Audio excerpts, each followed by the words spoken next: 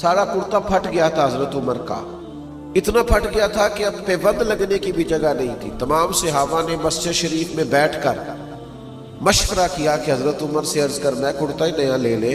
حضرت صدیق اکبر رضی اللہ تعالیٰ عنہ کے وصال ظاہری تک تو اسلام پر حالات کچھ اور طرح کے تھے، اب تو اللہ نے وسعت دے دی ہے، 50 ہزار دینار بدری صحابہ کو ملتے ہیں اور جناب عمر کو بھی ملتے ہیں، پر حضرت عمر مسجد سے نکلتے ہیں گھر جانے تک سارے بانٹ دیتے ہیں۔ ایک کرتا نیا لے لینے میں کیا حرج ہے؟ اتنے وزیر سفیر ملنے آتے ہیں۔ سب نے مشورہ کیا لینا چاہیے، بالکل جی لینا چاہیے۔ یہ تو طے ہو گیا، پر یہ بتاؤ حضرت عمر سے بات کون کرے گا؟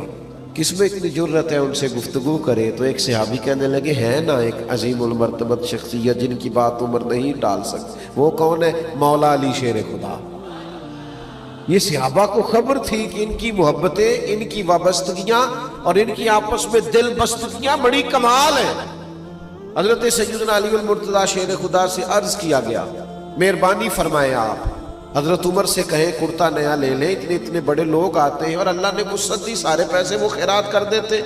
تو حضرت علی کہنے لگے بات بھی تمہاری ٹھیک ہے اور کہنا بھی عمر سے چاہیے، اور یہ بھی ٹھیک ہے کہ میں کہوں گا تو وہ مان لیں گے، پر میں نے کہنا کوئی نہیں، کیونکہ مولا علی اس راز کو جانتے تھے نا جو حضرت عمر کے سینے میں نے نہیں کہنا۔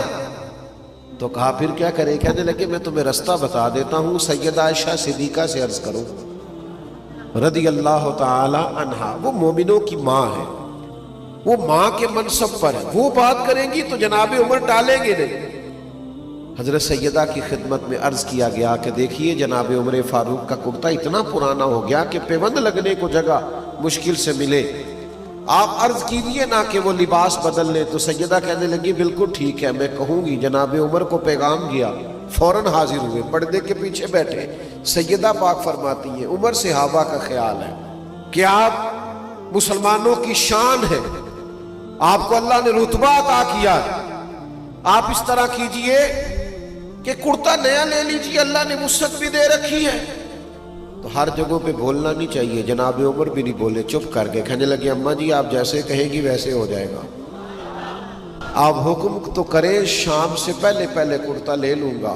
تو سیدہ عائشہ صدیقہ نے کہا ٹھیک ہے، لیکن عرض کرنے لگے مجھے ایک بات کہنے کی اجازت ہے، ایک بات عرض کر لوں؟ جناب عائشہ نے کہا فرمائیے امیر المومنین۔ تو جناب عمر فرمانے لگے اماں جی کہ جس حال میں آج ہوں نا، میں نبی پاک کے زمانے میں بھی اسی حال میں رہتا تھا، حضرت صدیق اکبر کے ساتھ بھی میں نے یوں ہی وقت گزارا ہے، ہمیں اسی طرح محبوب نے اسی حال میں چھوڑا، دل کرتا ہے، خواہش ہے اسی سادگی میں رہے، اسی عاجزی میں رہے، اسی فقر میں رہے جو فقر حجازی ہے، جو فقر محبوب کی پسند ہے، جو حضور کی چاہت ہے۔ اگر آپ اجازت دے دیں تو میں اسی طرح نہ رہ لوں جو حضور کا طریقہ ہے۔ جواب تو کوئی نہیں آیا، بس سیدہ عائشہ کے ہجکیوں کی آواز آئی، وہ رونے لگی اور فرمانے لگی عمر جو صحابہ نے کہا تھا وہ بھی ٹھیک ہے، پر جو آپ کہہ رہے ہیں وہ تو بالکل ہی ٹھیک ہے، آپ رہیے۔